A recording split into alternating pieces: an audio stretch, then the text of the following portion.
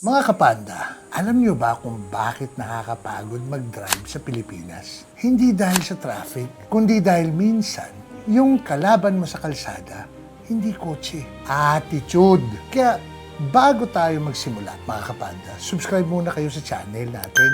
Dahil araw-araw tayong gumagawa ng bagong content tungkol sa kotse, driving at buhay. Minsan malubak pa sa EDSA. Tapos wala naman nagsusubscribe, puro kayo nood. Subscribe lang para madali, okay? So ito ang 5 toxic traits ng Pinoy drivers na sana hindi kasama sa registration ng LTO.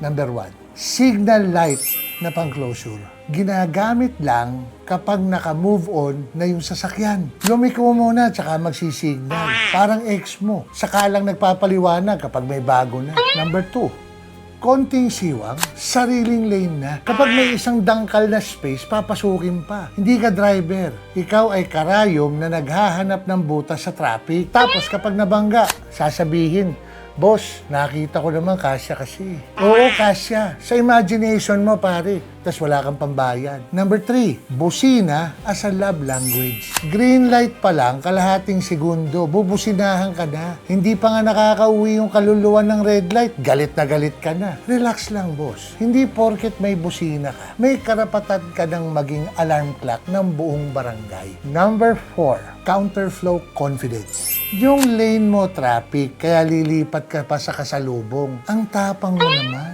Parang ang motto mo sa buhay, kung ayaw gumalaw ng mundo para sa akin, ako ang gagawa ng sarili kong batas. Boss, hindi ka revolusyonaryo. Hindi ka sumulat ng filibusterismo.